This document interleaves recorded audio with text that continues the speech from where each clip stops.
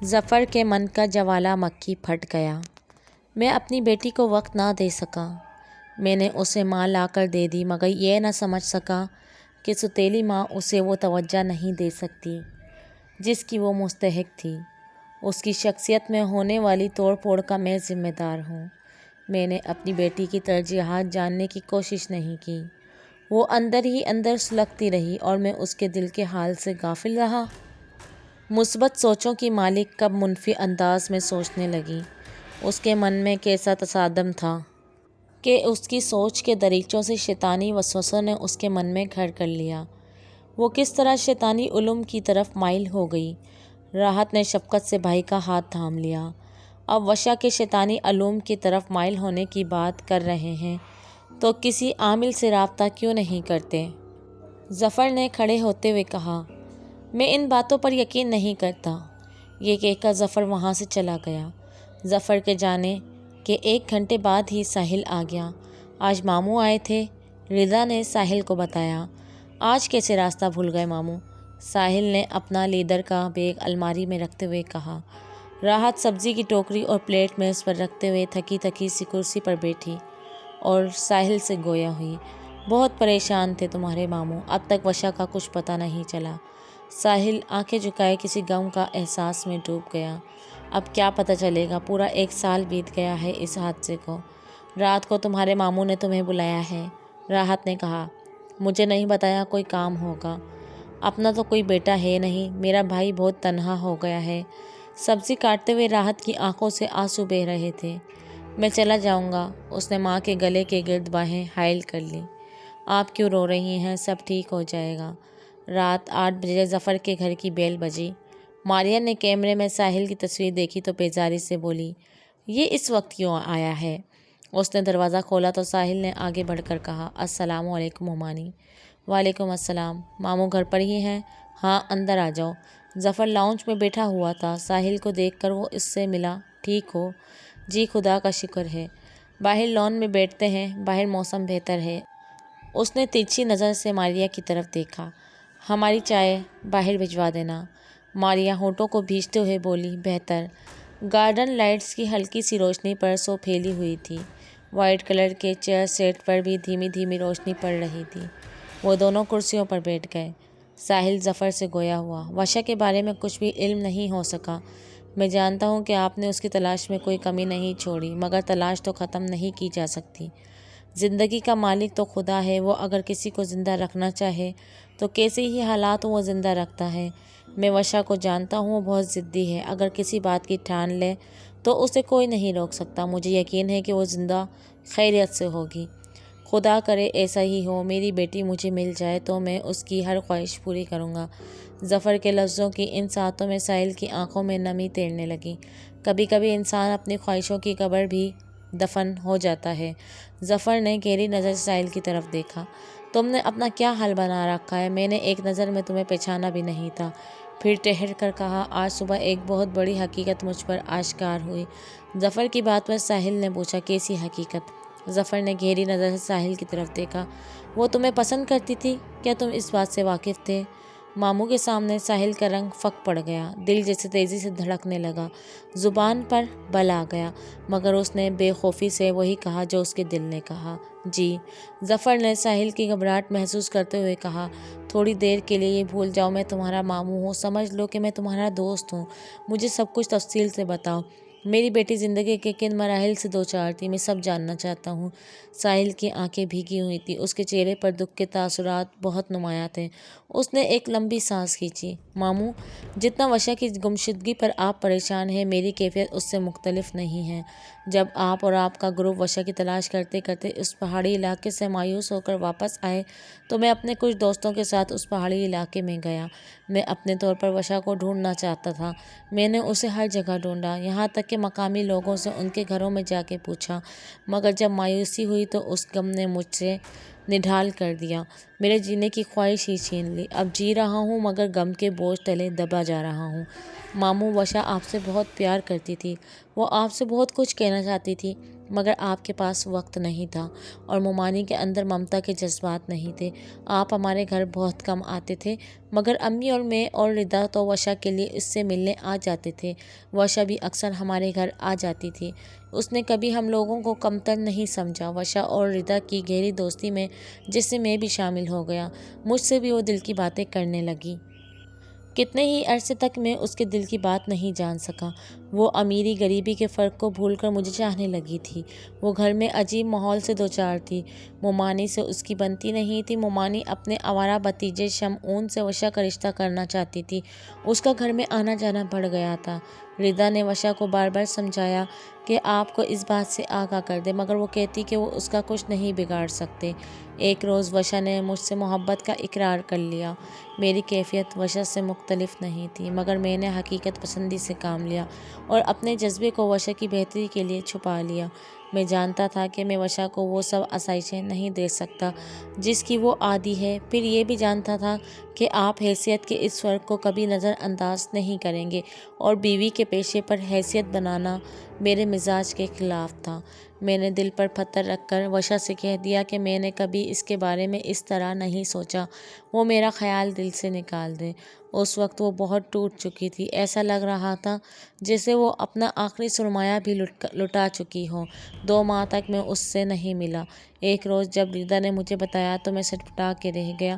ساحل، وشا کو نہ جانے کیا ہو گیا، وہ تو بالکل بدل گئی ہے۔ ردا نے مجھے بتایا، کسی سے نہیں ملتی، اپنے کمرے میں بند رہتی ہے، اس کے چہرے کی حساسیت، آنکھوں کی معصومیت کہیں غائب ہو گئی ہے۔ مجھے بہت ڈر لگ رہا ہے وہ کہیں خود کچھ کر نہ لے۔ میں نے ردا کا ہاتھ تھام لیا۔ ردا، میں اس سے ابھی ملنا نہیں چاہتا مگر تم اس کے گھر جاؤ، اسے سمجھاؤ۔ ماموں بھی اس ملک میں نہیں ہے، امی جان کے ساتھ چلی جانا۔ ردا امی کے ساتھ وشا سے ملنے چلی گئی۔ مومانی امی اور ردا سے باتیں کر رہی مگر وشا کا برتاؤ بہت عجیب تھا، وہ خاموشی سے اپنے کمرے میں چلی گئی۔ ردا بھی وشا کے کمرے میں چلی گئی۔ وشا اپنے بیڈ پر لیٹی تھی، ردا اس کے قریب بیٹھ گئی۔ وشا کا چہرہ پیلا پڑا ہوا تھا، آنکھوں کے گرد سیاہ حلقے تھے۔ ردا نے حیرت سے وشا کی طرف دیکھا۔ وشا، تمہیں کیا ہو گیا ہے؟ تمہاری طبیعت تو ٹھیک ہے نا؟ یا تمہیں کوئی مسئلہ ہے تو مجھے بتاؤ، میں تمہارا مسئلہ حل کروں گی۔ وشا نے بیگانے پن سے ردا کی طرف دیکھا۔ مجھے کسی کی ضرورت نہیں ہے، میں ٹھیک ہوں۔ ردا چلا کر بولی، کیسے ٹھیک ہو؟ چہرہ دیکھا ہے اپنا، تمہارا کیا حال ہو گیا ہے؟ وشا نے ردا کے شانوں کو مضبوطی سے پکڑ لیا اور اپنی پھٹی پھٹی آنکھیں اس کے چہرے پر گاڑ دیں۔ مجھے سانپ نے ڈس لیا ہے، میرے پورے جسم میں زہر پھیل گیا ہے مگر میں زندہ ہوں کیونکہ میں نے اس سانپ کا سر کچلنا ہے، پھر میں آرام سے مر جاؤں گی۔ ردا نے اپنے شانوں پر سے اس کے ہاتھوں کو ہٹایا۔ وشا میری جان، یہ تم کیسی باتیں کر رہی ہو؟ تمہیں کسی نے تنگ کیا ہے تو مجھے بتاؤ، میں اور ساحل تمہاری مدد کریں گے۔ وشا نے اطمینان کے ساتھ پشت لگا لی۔ نہیں، مجھے تم دونوں کی مدد کی ضرورت نہیں ہے، میں خود اپنے مجرم سے بدلہ لوں گی۔ اس نے میرا مان، میرا غرور توڑ دیا مگر وہ یہ نہیں جانتا کہ نفرت کی طاقت کیا ہوتی ہے۔ اگر لڑکی نفرت کرنے میں آئے تو بلا بن جاتی ہے۔ وشا کی اس طرح کی باتیں سن کر ردا رونے لگی۔ وشا، میرا دل گھبرا رہا ہے، مجھے بتاؤ کہ تمہارے ساتھ کیا ہوا ہے۔ وشا نے ردا کے آنسو صاف کیے اور دھیرے سے بولی، میری پیاری سہیلی، مجھے تنہا چھوڑ دو، مجھے بہت نیند آ رہی ہے، مجھے سونے دو۔ ردا اپنے آنسو پوچھتی ہی کمرے سے باہر آ گئی۔ اس نے امی جان سے کا جانے کے لیے کہا۔ امی نے مومانی سے اجازت لی اور وہ دونوں گھر آ گئی۔ جب مجھے ردا نے یہ سب کچھ بتایا تو میں بہت پریشان ہو گیا۔ میں وشا سے ملنے اس کی یونیورسٹی چلا گیا۔ یونیورسٹی سے فارغ ہونے کے بعد گاڑی وشا کو لینے آئی تو میں اپنی موٹر بائیک پر وشا کے قریب آیا۔ آج میں تمہیں ڈراپ کروں گا، میری گاڑی آ گئی ہے، مجھے جانا ہے، وشا نے کہا۔ مجھے تم سے بات کرنی ہے، میں نے کہا۔ جو کہنا ہے یہیں کہہ لو، وشا تلخ زوری سے بولی۔ میں نے اس سے التجا کی کہ وہ ایک بار میری بات سن لے۔ اس نے ڈرائیور سے رکنے کے لیے کہا اور ہم دونوں سامنے گراؤنڈ میں بیٹھ گئے۔ ردا کی بات ٹھیک تھی، واقعی وہ چہرے سے بیمار لگ رہی تھی۔ میں نے اسے بہت کریدنے کی کوشش کی مگر اس نے اپنے دل کی بات مجھے نہیں بتائی۔ جب میں نے اسے اپنے بارے میں پوچھا تو اس نے کہا، تمہیں اپنی زندگی کے فیصلے کرنے کا پورا حق ہے، میں تم سے ناراض نہیں ہوں، بس تم مجھ سے دوبارہ ملنے کی کوشش مت کرنا، مجھے میرے حال پر چھوڑ دو۔ میں صرف یہ جاننا چاہتا ہوں کہ کون ہے جس نے تمہیں اذیت دی ہے، جس سے بدلہ لینے کی بات تم ردا کے سامنے کر رہی تھی۔ میرے ایسا کہتے ہی وشا بھڑک اٹھی۔ وہ جو بھی ہے میں خود اسے دیکھ لوں گی، مجھے تمہاری مدد کی ضرورت نہیں ہے۔ اگر تم میری مدد کرنا چاہتے ہو تو مجھے میرے حال پر چھوڑ دو، پلیز مجھ سے دوبارہ ملنے کی کوشش مت کرنا۔ یہ کہہ کر وشا کھڑی ہو گئی اور تیز تیز قدم چلتے ہوئے گاڑی تک چلی گئی۔ اس بات کے کچھ ہی دنوں کے بعد آپ واپس آ گئے۔ آپ کے آنے سے ہم گھر والوں کو وشا کی طرف سے تسلی ہو گئی۔ مگر انہی دنوں یہ واقعہ ہو گیا۔ وشا ہم سب کو چھوڑ کر نہ جانے کہاں چلی گئی۔ ظفر جہاں بیٹھا تھا وہیں جیسے پتھر کا ہو گیا۔ اس کی آنکھیں آنسوؤں سے ڈبڈبا گئی تھیں۔ دل پر غم کا بوجھ اس قدر بڑھ گیا تھا کہ دھڑکنیں ڈوب رہی تھیں۔ ماموں، آپ اگر مجھ سے خفا ہیں تو مجھے معاف کر دیں، میں تو وہی کیا جو مجھے ٹھیک لگا۔ ساحل نے ماموں کا ہاتھ تھام لیا۔ اور اب تم کیا کر رہے ہو؟ ظفر نے رندی ہوئی آواز میں پوچھا۔ ساحل کی نظریں ہوا میں ہی ٹھہر گئی۔ اب وہ کر رہا ہوں جو میرا دل کہہ رہا ہے۔ ظفر کھڑا ہو گیا اور بے چینی سے چہل قدمی کرنے لگا۔ تمہیں مجھ سے رابطہ کرنا چاہیے تھا۔ بہت کوشش کی ماموں، نہ جانے خدا کو کیا منظور تھا کہ آپ سے رابطہ نہ ہو سکا۔ آپ ہمت رکھیں، تمہاری باتوں نے میری پریشانی بڑھا دی ہے۔ نہ جانے وشا کن کن مراحل سے گزری ہوگی۔ میری بیٹی کو کہیں کچھ ہو گیا تو میں کیسے جیوں گا؟ نہ جانے کون سا راز اپنے سینے میں چھپائے وہ یہاں سے چلی گئی۔ ظفر نے ساحل کے کندھے پر سر رکھ لیا۔ وہ کسی شکستہ پتھر کی طرح چور چور ہو رہا تھا۔ تھوڑی دیر کے بعد ساحل وہاں سے چلا گیا، مگر ساحل کی بتائی ہوئی باتیں رات بھر اس کے سینے پر ڈنک مارتی رہیں۔ توقیر جب سفر سے واپس لوٹا تو رات کے 12 بج چکے تھے۔ رخسانہ، ایمن اور ماہین بھی بہت تھک چکی تھی۔ توقیر نے پہلے ایمن اور ماہین کو گھر ڈراپ کیا اور جب وہ دونوں اپنے گھر آئے تو تقریباً 1 بجنے والا تھا۔ وہ بس بیڈ پر ڈھیر ہو گئے۔ توقیر نے اپنا سر دھیرے دھیرے دباتے ہوئے کہا، رخسانہ میرے لیے چائے بنا دو، میرا سر درد سے پھٹ رہا ہے۔ رخسانہ بھی ڈھیلے ڈھیلے قدموں سے کچن کی طرف گئی اور چائے کے 2 کپ بنا کے لے آئی۔ توقیر نے چائے کا کپ لیا۔ اگر سفر آرام دہ ہو تو انسان جہاں مرضی چلا جائے، مگر اس طرح کا سفر ہو تو بہت تھکاوٹ ہو جاتی ہے، اور پھر کیا فائدہ؟ کیسی کیسی باتیں کر رہا تھا وہ بزرگ۔ میں اس لیے تمہیں منع کر رہا تھا، مجھے ان پیروں فقیروں کی باتوں پر بھروسہ نہیں ہے۔ رخسانہ آنکھیں جھکائے جیسے کسی گہری سوچ میں گم تھی۔ توقیر کی بات کا اس نے کوئی جواب نہ دیا۔ کافی دیر کی خاموشی کے بعد وہ گویا ہوئی، تم نے اس کی باتوں پر غور نہیں کیا؟ وہ کہہ رہا تھا کہ وہ جہاں ہے وہاں اس کا حساب کام نہیں کر رہا۔ وہ چاروں اپنے مادی وجود میں کہیں بھی دکھائی نہیں دے رہے، نہ زمین کے اوپر نہ ہی زمین کے نیچے۔ توقیر جیسے تب گیا۔ یہ باتیں کسی باشعور انسان کی ہیں۔ احمق تھا وہ بزرگ، ہمیں بیوقوف بنا رہا تھا۔ رخسانہ گلوگیر لہجے میں بولی، بیوقوف بنا رہا ہوتا تو ہم پیسے لیتا، اس نے ہم سے کوئی پیسے نہیں لیے۔ یہ طریقے ہوتے ہیں ان پیروں کے لوگوں کو پھانسنے۔ توقیر پھر بھڑک کر بولا۔ رخسانہ رونے لگی۔ تو میں کیا کروں؟ کہاں ڈھونڈوں اپنی حوریہ کو؟ توقیر رخسانہ کے قریب آ گیا۔ قرآن پاک پڑھو، نماز پڑھو اور خداوند کریم سے دعا کرو۔ باقی رہی تلاش کی بات تو میں ہاتھ پر ہاتھ دھرے نہیں بیٹھا، میں ڈھونڈ رہا ہوں۔ خدا کا کرم ساتھ ہوگا تو وہ ضرور مل جائے گی۔ تم خدا پر بھروسہ رکھو اور آرام کر لو۔ رخسانہ آنسو پوچھتی ہوئی بستر پر دراز ہو گئی۔ دل میں دعا کر کے سوئی کہ اسے اس کی بیٹی جس حال میں ہے خواب میں نظر آ جائے۔ ایسے ہی سوچتے سوچتے اس کی آنکھ لگ گئی۔ نیند گہری ہوئی تو وہ شعور کی گرفت سے نکل کر لاشعور کی گرفت میں چلی گئی۔ اس کی آنکھیں خواب دیکھنے لگیں۔ وہ پھولوں سے بھرے لان میں حوریہ کو ڈھونڈتی پھر رہی ہے۔ اچانک اسے حوریہ کی آواز سنائی دیتی ہے۔ وہ چاروں طرف نظر دوڑاتی ہے مگر اسے حوریہ دکھائی نہیں دیتی۔ ایک بار پھر حوریہ کی آواز کی سماعت سے ٹکراتی ہے۔ وہ آواز کی سمت کی طرف دیکھتی ہے تو اسے حوریہ فضا میں معلق دکھائی دیتی ہے۔ حوریہ نے سفید گاؤن پہنا ہوا تھا، اس کے بال ہوا میں لہرا رہے تھے، وہ پریوں جیسی دکھائی دے رہی تھی۔ آنکھوں میں خلوص کی چمک، لبوں پر مسکراہٹ بکھیرے اس نے دونوں بازو ماں کی طرف بڑھائے۔ رخسانہ جو مبہوت نظروں سے حوریہ کی طرف دیکھ رہی تھی، پاگلوں کی طرح بیٹی کی طرف دوڑی۔ اس کے قریب پہنچی تو پریشانی سے اس کے پیروں کی طرف دیکھنے لگی۔ میری جان، تم اس طرح ہوا میں معلق کیوں ہو؟ میرے پاس کیوں نہیں آتی؟ اس نے بیٹی کے ہاتھوں کو چھونے کے لیے اپنے ہاتھ آگے بڑھائے۔ اس سے پہلے کہ وہ حوریہ کو چھوتی، پری جیسی حوریہ بھیانک روپ میں دھڑ گئی۔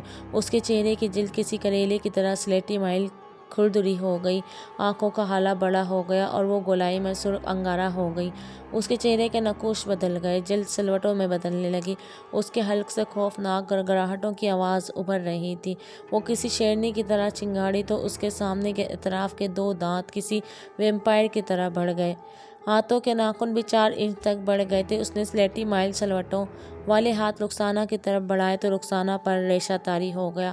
وہ چیختی ہوئی ہڑبڑا کر بستر پر اٹھ بیٹھی۔ توقیر بھی اس کی چیخ کی آواز سے اٹھ گیا۔ رخسانہ کا سانس پھولا ہوا تھا، چہرہ پسینے سے تر تھا، آنکھیں سرخ ہو کر سوجی ہوئی تھیں، وہ سر تاپا کانپ رہی تھی۔ وہ میری حوریہ نہیں ہو سکتی، وہ مسلسل بول رہی تھی۔ توقیر نے اسے پانی پلایا۔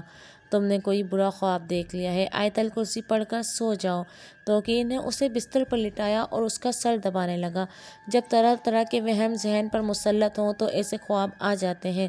اس طرح خوف زدہ نہیں ہونا چاہیے۔ ہماری حوریہ کو کچھ نہیں ہوگا، تم بھروسہ رکھو خدا پر۔ رخسانہ کا سانس پھولا ہوا تھا، اس کی گھبراہٹ دور نہیں ہو پا رہی تھی۔ وہ اکھڑے اکھڑے سانس کے ساتھ بولی، میں حوریہ کے قریب گئی تو وہ بھیانک روپ اختیار کر گئی۔ میں تمہیں اس لیے منع کرتا تھا کہ پیروں فقیروں کے پاس نہ جاؤ۔ تمہارے ذہن میں اس پیر کی باتیں گونج رہی ہیں اور کچھ بھی نہیں، بس اب تم خدا کا نام لے کر سو جاؤ۔ توقیر کو جیسے غصہ آ گیا تھا۔ یونیک ٹاؤن کی خوبصورت کوٹھی کا فکل 6 ماہ کے بعد کھلا تھا۔ کوٹھی کے ساتھ ساتھ سرونٹ کوارٹر میں رہنے والا ساجد بابا دوسرے نوکروں سے کوٹھی کی صفائی کرا رہا تھا۔ ساجد بابا بھی تنہا تھے اور ان کا وہ مالک بھی، جو 6 ماہ پہلے پہاڑی علاقے کے فلیٹ میں گزارتا اور 6 ماہ اس کوٹھی میں ساجد بابا سرونٹ کوارٹر میں تنہا رہتے تھے۔ دوسرے ملازمین اپنا کام کر کے اپنے گھروں کو لوٹ جاتے۔ جلدی جلدی ہاتھ چلاؤ، صاحب آنے والے ہیں۔ ساجد نوکروں کو ہدایت دے رہا تھا۔ فرش پر پونچھا مارنے والی ملازمہ نے کراری آواز میں کہا، 6 ماہ کی گندگی اکٹھا کر کے صفائی کراتے ہو، صاحب سے چابی لے لیا کرو، 3 روز بعد صفائی کرایا کرو۔ ساجد تپ کر بولا، مجھے سبق پڑھانے کی ضرورت نہیں ہے، مالک کا حکم ماننا میری ڈیوٹی ہے۔ صاحب نے کہا ہے کہ جب وہ واپس آئیں تو ہی گھر صاف کرایا کرو۔ تم اب زیادہ باتیں نہ بناؤ، جلدی کام کرو۔ یہ کہہ کر ساجد کچن کے لیے بازار سے لایا ہوا سامان کچن میں سیٹ کرنے لگا۔ اسے زرغام کے لیے کھانا بھی تیار کرنا تھا۔ اس نے کچن کی ضروری صفائی کی اور کھانا پکانے کی تیاری کرنے لگا۔ وہ ساتھ ساتھ کھل کلامی انداز میں ہڑبڑاتا رہا، بس اب اس کوٹھی میں اس خناس کے ناپاک قدم پڑیں گے اور یہ کوٹھی برائیوں کی عامہ جگہ بن جائے گی۔ جو اچھلے گا، شہر کے غیر مہذب لوگوں کی دعوتیں ہوں گی اور وہ اپنے ناجائز کام اس سے کروائیں گے۔ زرغام ان ناجائز کاموں کے عوض ڈھیروں پیسہ وصول کرے گا۔ پتہ نہیں کیوں میں اس گھر میں نوکری کر رہا ہوں، کیوں حرام کھا رہا ہوں۔ ملازمہ کے بلانے پر اس نے ہنڈیاں ڈھانپ دی اور دوسرے کمرے میں چلا گیا۔ کیا بات ہے؟ اس نے ملازمہ سے پوچھا۔ وہ اوپر والا کمرہ تو کھول دو، صفائی کرنی ہے۔ ساجد نے ہاتھ لہرا دیا۔ نہیں، اس کمرے کی صفائی نہیں کرنی، اس کی چابی صاحب کے پاس ہے، وہ خود یہ کمرہ کھولتے ہیں۔ مرضی ہے۔ ملازمہ اپنے کاموں میں مصروف ہو گئی۔ کچھ ہی دیر بعد ملازم دوڑتا ہوا ساجد کے پاس آیا۔ زرغام صاحب آ گئے ہیں۔ ساجد پھرتی سے کمرے کی چیزیں درست کرنے لگا۔ دراز قد، چھریرے بدن والا سانولا سا نوجوان گھر میں داخل ہوا۔ ملازمین نے آگے بڑھ کر اسے سلام کیا، سوائے ساجد کے۔ اس نے ہاتھ ہوا میں لہرایا اور زینہ پھلانگتا ہوا بالائی منزل کی طرف بڑھا۔ آف وائٹ 3 پیس میں وہ گریسفل دکھائی دے رہا تھا۔ وہ ہمیشہ پینٹ شرٹ زیب تن کرتا تھا۔ اسے قمیص شلوار قطعاً پسند نہیں تھی۔ نچلے پورشن کے سارے کمرے خالی تھے، مگر وہ اوپری منزل کے 2 کمرے ہی استعمال کرتا تھا۔ ایک اس کا بیڈ روم اور دوسرا وہ خاص کمرہ جو اس کے علاوہ کوئی نہیں کھول سکتا تھا۔ اس کے اپنے کمرے میں جانے کے بعد ساجد دوسرے نوکروں سے مخاطب ہوا، اسے سلام نہ کیا کرو، یہ تو نام کا مسلمان ہے، یہ کیا کسی کو سلام کا جواب دے گا؟ یہ تو خناس ہے، شیطان کا دوسرا روپ۔ ایک ملازم نے تمسخرانہ انداز میں کہا، اس قدر ناپسند کرتے ہو تو اس کی ملازمت چھوڑ کیوں نہیں دیتے؟ ساجد نے ندامت سے سر جھکا لیا، پتہ نہیں، تم لوگوں کا کام ختم ہو جائے تو چلے جانا، میں صاحب کے لیے چائے بنا دوں۔ دوسرے ملازمین اپنا کام نمٹا کر چلے گئے۔ ملازمہ روبینہ سے ساجد نے کہا، جب تک زرغام یہاں ہے وہ برتن دھونا، صفائی اور کپڑے دھونے کا کام کیا کرے، یہ سارے کام وہ اکیلی ہی کیا کرے، صاحب کو زیادہ ملازم پسند نہیں ہے۔ ملازمہ نے کراری آواز میں کہا، ہر بار مجھے کیوں بتاتا ہے، 4 سالوں سے یہی روٹین ہے، میں جانتی ہوں، کل سے کام پر آ جاؤں گی، آج کا کام ختم ہو گیا ہے۔ یہ کہہ کر وہ ملازمہ بھی چلی گئی۔ ساجد چائے لے کر زرغام کے لیے کمرے میں گیا۔ اس نے دروازہ نوک کیا، اندر سے آواز آئی، آ جاؤ۔ ساجد نے چائے میز پر رکھی، بابا ٹھیک ہو، کوئی پریشانی تو نہیں ہوئی میری غیر موجودگی میں؟ نہیں صاحب، پریشانی کیسی، آپ ہو یا نہیں، میرا رب میرے ساتھ ہوتا ہے، ساجد نے دھیرے سے کہا اور کمرے سے باہر چلا گیا۔ رات 10 بجے ساجد اپنے سرونٹ کوارٹر میں چلا گیا جو کوٹھی سے باہر تھا۔ زرگام نے کوٹھی کا دروازہ اندر سے بند کر لیا۔ وہ زینہ چڑھتا ہوا بالائی منزل کی طرف بڑھنے لگا۔ اس کے ہاتھ میں چابی تھی۔ اس نے اپنا خاص کمرہ کھولا۔ وہ ہال نما کمرہ کافی بڑا تھا۔ اس کمرے میں پڑا ہوا سامان انتہائی ہولناک اور پراسرار تھا۔ سامنے دیوار پر شیشے کی بڑی بڑی کھڑکیاں تھیں جہاں سے گھر کا لان اور باہر کا حصہ دکھائی دیتا تھا۔ اس کمرے میں سہولت کے لیے کسی قسم کا فرنیچر موجود نہیں تھا۔ دیواروں پر الماری نصب تھیں اور چاروں اطراف اس طرح ٹیبلز تھے جیسے کوئی سائنسی لیبارٹری ہو۔ ان ٹیبلز کے بڑے بڑے درازوں میں نہ جانے کیا کچھ تھا۔ حیرت کی بات تو یہ تھی یہ 6 ماہ کے بعد کھلنے والا کمرہ اس طرح صاف تھا، اس کی ہر چیز اس طرح تھی جیسے کوئی باقاعدگی سے اس کمرے کی صفائی کرتا رہا ہو۔ زرگام ایک میز کی طرف بڑھا۔ اس میز پر الگ ڈبے پڑے تھے جن میں مختلف جانوروں کی ہڈیاں تھیں۔ اس نے جانوروں کی ہڈیوں میں سے سور کی کچھ ہڈیاں لیں اور دوسرے ڈبے سے انسانی کھوپڑی اٹھائی۔ کمرے کے وسط میں جیسے کسی نے پہلے سے ہی آگ جلانے والا سامان رکھا ہوا تھا۔ وہ ہڈیاں لے کر اس جگہ بیٹھ گیا جہاں آگ جلانے کا سامان پڑا تھا۔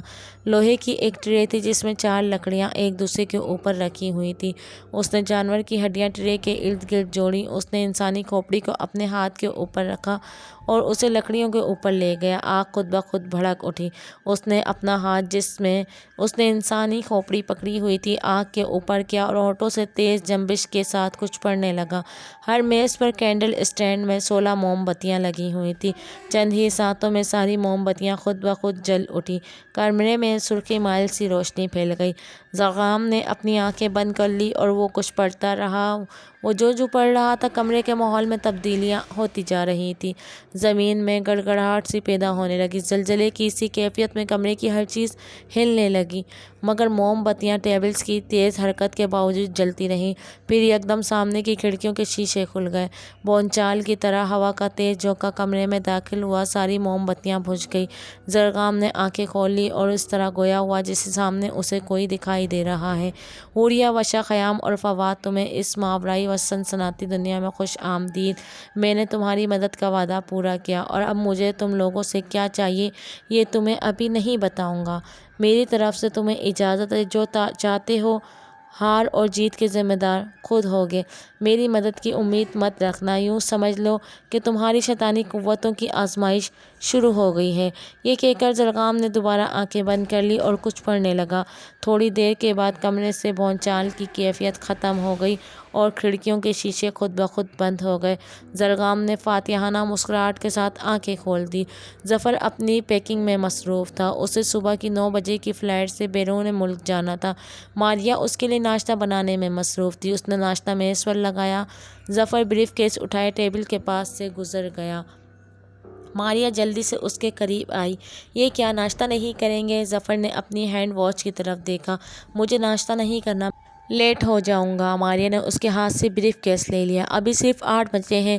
آپ کی فلائٹ 10 بجے کی ہے۔ مجھے راستے میں کسی سے ملنا ہے اور ایئرپورٹ پر بھی کچھ فارمیلٹیز پوری کرنی ہیں۔ ظفر نے ہاتھ بڑھا کر بریف کیس لے لی۔ ماریہ غصے سے بولی، میرا قصور کیا ہے؟ نہ مجھ سے ٹھیک سے بات کرتے ہیں نہ گھر میں کھانا کھاتے ہیں۔ اس طرح کے رویے کا کیا مطلب ہے؟ ظفر بھی بھڑک اٹھا، نہیں سمجھ آ گیا ہوگا میں تمہارے وجود سے بھاگ رہا ہوں۔ مجھے تمہاری قربت گوارا نہیں۔ سزا دینے سے پہلے قصور تو بتایا جاتا ہے۔ آخر میں نے کیا ہے؟ ظفر کا لہجہ گلوگیر ہو گیا۔ اس کی آنکھوں میں نمی تیرنے لگی۔ تم نے میری بیٹی وشا سے برا برتاؤ رکھا۔ تم یہ کیسے سوچ لیا تھا کہ تم اپنے آوارہ بھتیجے شمعون کے لیے وشا کا ہاتھ مانگو گی؟ تم نے وشا سے یہ بات پوچھی تھی یا نہیں؟ ماریہ گھبرا گئی۔ اس کی زبان پر بل آ گیا۔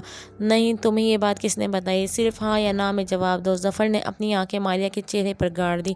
ماریہ نظریں چراتے ہوئے دھیرے سے بولی، میں نے اس سے اس کی رائے پوچھی۔ جب اس نے انکار کر دیا تو میں نے آپ سے پوچھنا مناسب نہیں سمجھا۔ میں جانتی تھی کہ جو رشتہ وشا کو پسند نہیں اس کے لیے آپ کبھی رضامند نہیں ہوں گے۔ اس میں اس قدر غصہ کرنے کی کیا ضرورت ہے؟ جہاں لڑکی ہوتی ہے وہاں رشتے تو آتے ہیں، مگر یہ بات تو صرف میرے اور وشا کے درمیان تھی۔ آپ کو کس نے بتایا؟ ماریہ بیگم، بات صرف اتنی نہیں ہے جتنی تم بتا رہی ہو۔ میں اس معاملے کی تہہ تک جاؤں گا۔ 15 روز کے بعد واپس آؤں گا تو پھر تسلی سے اس معاملے کا جائزہ لوں گا۔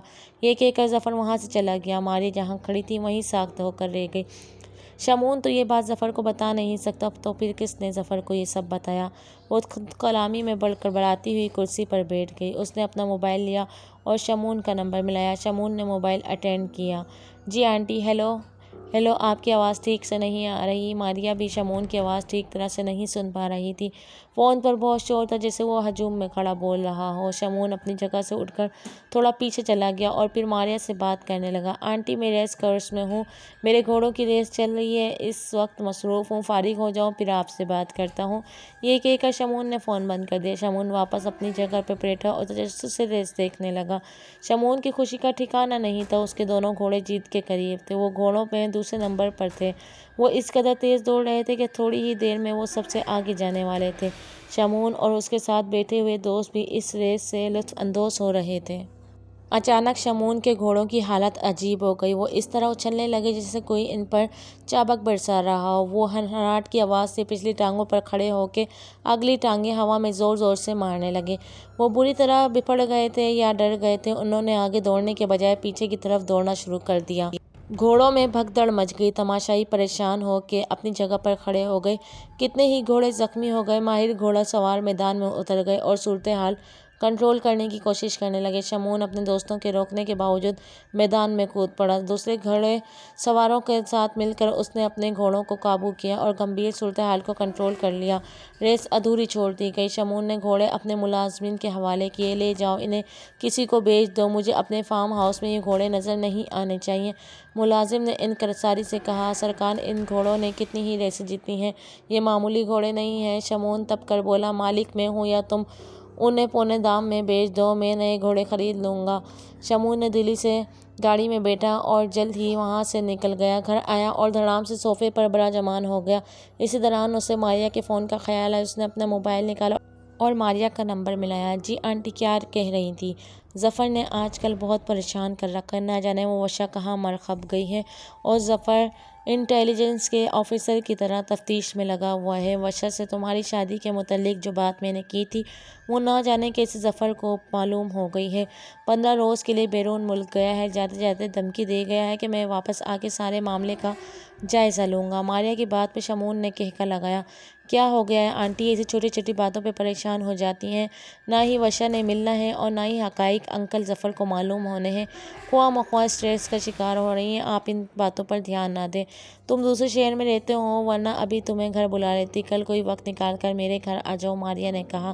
کل نہیں، کل میرا دوستوں کے ساتھ شکار کا پروگرام ہے۔ شمون کی اس بات پر ماریا خفگی سے بولی، بھائی جان اور بھابھی تو گاؤں میں ہوتے ہیں، تم شہر میں اکیلے رہتے ہو اس لیے منمانی کرتے ہو۔ اگر بھابھی تمہارے ساتھ ہوتی تو بات کرتی، تم اپنی مرضی کا مالک ہے۔ ٹھیک ہے، میں خود بھابھی سے بات کر لوں گی، شوق سے کر لیں بات، مجھے انہیں شیشے میں اتارنا اچھی طرح سے آتا ہے، تم نہیں سدھرو گے۔ چلو پرسوں آ جاؤ، بیٹھ کر بات کریں گے، ماریا نے کہا۔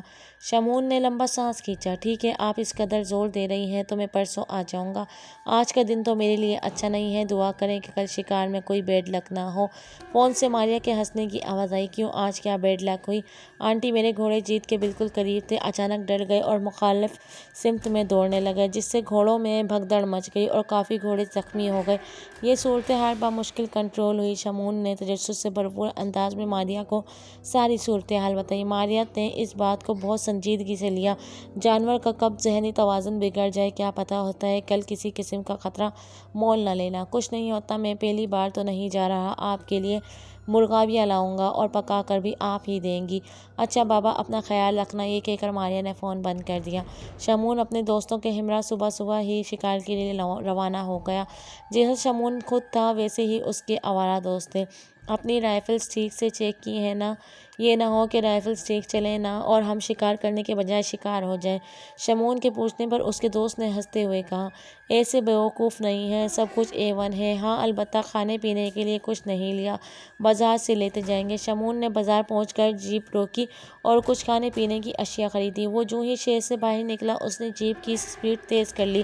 ایک دوست تو موبائل کا ہیڈ فون کانوں سے لگا کر میوزک سننے میں محور ہو گیا اور دوسرا شمون سے گپ شپ میں مصروف ہو گیا۔ یار شمون، تو جلدی سے شادی کر لے، ہمیں بھی گھر کے پکے ہوئے کھانے ملیں گے، بازار کے کھانے کھا کھا کر تو دل بھر گیا ہے۔ شمون نے اسٹیئرنگ سے نظریں گھماتے ہوئے دوست کی طرف دیکھا، یار اپنی خیر مناؤ، اگر میں شادی ہو گئی نا تو تم دونوں کی چھٹی ہو جائے گی۔ پنچھی کو قید کرنے کے لیے سب سے پہلے اس کے پر کاٹے جاتے ہیں اور ابھی میں یہ آزادی ختم نہیں کرنا چاہتا۔ تم کیوں نہیں شادی کر لیتے؟ یار تیری طرح ہمارے پاس جائیدادیں تو نہیں ہیں کہ بیٹھ کے عیش کریں، ہمیں تو پہلے پیروں پر کھڑا ہونا ہے، پھر جا کے شادی ہوگی۔ یار تم تو سنجیدہ ہو گئے، زندگی کو انجوائے کرو۔ شمون نے یہ کہہ کر ڈیگ میں سے سی ڈی ڈالی اور تینوں دوست موسیقی کے مزے لوٹنے لگے۔ 3 گھنٹے کے طویل سفر کے بعد وہ تینوں بہاولپور پہنچ گئے۔ اب ان کی منزل زیادہ دور نہیں تھی، جولستان اب 30 کلومیٹر کے فاصلے پر تھا۔ فرنٹ سیٹ پر بیٹھے ہوئے دوست نے ٹھنڈی آہ بھری۔ یار تم نے وشا کے ساتھ اچھا نہیں کیا، شمون بڑبڑایا۔ تمہیں اچانک وشا کا خیال کیسے آ گیا؟ اس قدر پرمزہ سفر خراب مت کرو۔ پچھلی سیٹ پر بیٹھا ہوا دوست تعصب بھرے انداز میں بولا۔ ہاں یار 3 دن اسے بھوکا پیاسا فارم ہاؤس میں جانور کی طرح زنجیروں سے باندھے رکھا۔ وشا کے نام لگی جائیداد کے پیپرز پہ سائن لینے کے لیے تم نے اسے کاویے سے ٹارچر کیا۔ تم تھک گئے، مگر ایک لڑکی ہونے کے باوجود اس نے ہار نہ مانی اور جائیداد تمہارے نام نہ کی۔ تم نے ہار مان کر اسے آزاد کر دیا اور یہ دھمکی دی کہ اس نے کسی کو تمہارے بارے میں بتایا تم اس کے باپ کی جان لے لو گے۔ شمون غصے سے گرج کر بولا، میں نے تو اسے شادی کی آفر دی تھی، مجھ سے شادی کر لیتی تو خود بخود سب کچھ میرا ہو جاتا۔ جب وشا نے مجھ سے شادی سے انکار کیا تو میں نے اسے اغوا کیا۔ اس معاملے میں تو پھپھو بھی میرے ساتھ تھی۔ انہیں اس بات کا غصہ تھا کہ ایک گھر اور کچھ زمین کے علاوہ ساری جائیداد انکل نے وشا کے نام لگا دی تھی۔ فرنٹ سیٹ پر بیٹھے ہوئے دوست نے نصیحت کے انداز میں کہا، چھوڑو یار، تمہاری آنٹی کے پاس بہت کچھ ہے، اس طرح کے غلط کاموں سے بچت کرو۔ آخر تم عزت دار ماں باپ کے بیٹے ہو، اگر ان کو تمہارے ان کاموں کی بھنک پڑ گئی تو تمہیں آگ کر دیں گے۔ شمون نے فقیرانہ انداز میں سر اکھڑا لیا۔ آگ کریں گے تو کرتے رہیں، شمون کسی سے نہیں ڈرتا۔ کوئی ایسا پیدا نہیں ہوا جو شمون کو نقصان پہنچا سکے۔ چل یار پیپسی نکال، موڈ اچھا کریں۔ ایک ہاتھ سے اسٹرنگ پکڑ کر وہ دوسرے ہاتھ سے پیپسی پینے لگا۔ تقریباً 1 گھنٹے کے بعد وہ لوگ جولستان پہنچ گئے۔ یہ بہت بڑا صحرا تھا، ریت کے بڑے بڑے ٹیلے بے ترتیبی سے پھیلے ہوئے تھے۔ شمون ریت پر گاڑی بہت مہارت سے چلا رہا تھا۔ ریتیلے راستوں کے نشیب و فراز پر جیپ ہچکولے کھاتی ہوئی آگے بڑھ رہی تھی۔ یہ چولستان کے قرب میں گھنا جنگل تھا، دور دور تک کوئی انسانی آبادی نہیں تھی۔ انہوں نے اپنی رائفلیں تیار کر لیں۔ شمون نے اپنے دوست کو ڈرائیونگ سیٹ پر بٹھایا اور خود رائفل لے کر کھڑا ہو گیا۔ جیپ آہستہ آہستہ چلاتے رہو، جیپ کو روکنا خطرناک ہو سکتا ہے، شمون نے اپنے دوست کو ہدایت کی۔ راستے کے دونوں اطراف کانٹے دار خشک جھاڑیاں تھیں۔ خشک جھاڑیاں ختم ہوئیں تو انہیں ہرنوں کا گول دکھائی دیا۔ فاصلے زیادہ ہونے کی وجہ سے وہ فائر نہ کر سکے۔ جیپ کو دیکھ کر ہرنوں نے تیز بھاگنا شروع کر دیا اور نزدیک ٹیلا کراس کر کے دوسری طرف کو نکل گئے۔ اب وہ ان کی نظروں سے اوجھل ہو گئے۔ اوہ شٹ! شمون نے رائفل کا دستہ جیپ کے دروازے پر دے مارا۔ ابھی دور دور تک انہیں کوئی شکار دکھائی نہیں دے رہا تھا۔ اچانک ایک انتہائی خوبصورت تتلی کہیں سے اڑتی ہوئی آئی اور ان کی جیپ کے اوپر اڑنے لگی۔ شمون کے دوست نے مسکراتے ہوئے تتلی کی طرف دیکھا۔ شمون دیکھو کس قدر خوبصورت تتلی ہے، صحرا میں تتلی کتنی پیاری لگ رہی ہے، غیر معمولی بات ہے یہاں پر تو پھول بھی نہیں ہیں۔ اس نے اس کو پکڑنے کے لیے ہاتھ اوپر کیا تو وہ جیپ کے سامنے اڑنے لگی۔ شمون نے ترچھی نظر سے اپنے دوست کی طرف دیکھا، ہم یہاں تتلیاں پکڑنے نہیں آئے، شکار کرنے آئے ہیں۔ ڈرائیونگ سیٹ پر بیٹھا ہوا دوست اونچی اونچی آواز میں ہنسنے لگا۔ ہمیں اس کاکے کو ساتھ ہی نہیں لانا چاہیے تھا، بکواس مت کرو۔ پچھلی سیٹ پر بیٹھا ہوا دوست غصے سے بڑبڑایا۔ ان تینوں کو علم ہی نہ ہوا وہ تتلی ایک ہی ساتھ میں خوبصورت غزل کا روپ دھار گئی۔ شمون نے خوشی سے نعرہ لگایا، وہ دیکھو لگتا ہے کہ وہ ہرن اپنے گول سے بچھڑ گیا ہوگا۔ شمون نے بڑی مہارت سے ہرن پر فائر کیا، نہ جانے کیسے نشانہ خطا ہو گیا اور ہرن تیز بھاگتا رہا۔ شمون کے دوست نے بھی اس پر فائر کیا مگر نشانہ بار بار خطا ہوتا رہا۔ کچھ سوچے سمجھے بغیر وہ جیپ اس غزال کے پیچھے دوڑاتے رہے۔ ہرن بیچ دارار راستوں سے دوڑتا ہوا صحرا کے خطرناک ترین حصوں تک چلا گیا۔ اس بار شمون کی رائفل کا فائر غزال کے پیٹ میں جا کے لگا اور پھڑک کر گر گیا۔ انہوں نے جیپ روکی اور خوشی سے اچھلتے ہوئے جیپ سے اترے۔ اکتوبر کا مہینہ تھا مگر سورج اس طرح دہک رہا تھا جیسے جون یا جولائی کا مہینہ ہو۔ دھوپ میں چمکتی ریت حرارت دے رہی تھی۔ شمون جو ہی ہرن کے قریب گیا، ہرن کا جسم ہوا میں تحلیل ہو کے اس تتلی کا روپ دھار گیا جو انہیں تھوڑی دیر پہلے دکھائی دے رہی تھی۔ تینوں اس تحریک آمیز منظر پر حواس باختہ تتلی کی طرف دیکھنے لگے جو اپنی خوبصورتی اور معصومیت میں کوئی بھیانک راز چھپائے ہوئی تھی، جس کے نازک پروں کے پیچھے روح فرسا حقیقت تھی۔ تتلی ہوا میں ایک جگہ ساکت ہو گئی اور پھر وشا کے روپ میں بدل گئی۔ سنسناہٹ کی ایک لہر تینوں کے وجود سے گزر گئی۔ وہ سرتا پا کانپ کے رہ گئے۔ ماحول کی جادوگری نے خوف و ہراس پھیلا دیا تھا۔ وشا کے چہرے پہ مسکراہٹ بکھری ہوئی تھی۔ شمعون کو اپنے گرد موت کی سرسراہٹیں محسوس ہونے لگیں۔ شمعون نے حوصلے کا لمبا سانس کھینچا اور وشا کے قریب گیا۔ وشا، کچھ نہیں سمجھ آ رہا مجھے کہ یہ سب کیا ہو رہا ہے، مگر میں اپنے کیے پر بہت شرمندہ ہوں، مجھے معاف کر دو۔ شمعون کے منہ سے یہ الفاظ ادا ہی ہوئے تھے کہ وشا چہرے کے تاثرات ایک دم بدل گئے۔ اس کی آنکھوں سے غصے کے شعلے لپکنے لگے۔ چہرے پر اکڑاؤ سا آ گیا۔ وہ منہ کھول کر چیخی تو اس کے سامنے کے 2 دانت لمبے ہو گئے۔ اس کے بازوؤں کی جگہ پروں نے لے لی۔ وہ خوبصورت بلا شمعون کی طرف بڑھی۔ شمعون کے جسم سے اس کی جیسے جان نکل گئی۔ وہ بھاگنے کی ناکام کوشش کرنے لگا۔ اس کی اعصابی طاقت کسی خوف کے دباؤ سے ختم ہو گئی۔ وہ خوبصورت بلا ایک جھٹکے سے شمعون کی طرف بڑھی اور اس کی گردن پر اپنے خون خوار دانت پیوست کر دیے۔ شمعون کی چیخیں صحرا کے سناٹے میں گونجنے لگیں۔ اس کے دونوں دوست اپنی بے جان سی ٹانگوں کو گھسیٹتے ہوئے بھاگنے کی کوشش کر رہے تھے، مگر اس خوبصورت بلا نے ان دونوں کو بھی نشانہ بنا لیا۔ وہ تینوں گرم ریت پر گرے تڑپ رہے تھے۔ وشا نے ریت کی طرف پھونک ماری اور وہ تینوں ریت کے طوفان بگولے کی لپیٹ میں آ گئے۔ ایسی ریت جس کے ذرے انگاروں کی طرح دہک رہے تھے۔ ان تینوں کے جسم جھلستے رہے۔ صحرا کے سناٹوں میں ان کی چیخیں گونجتی رہیں۔ شکار کھیلنے والے اجل کا شکار ہو گئے۔ وشا کے بھیانک روپ نے پھر اس تتلی کا روپ لے لیا اور وہ ہوا میں کہیں گم ہو گئی۔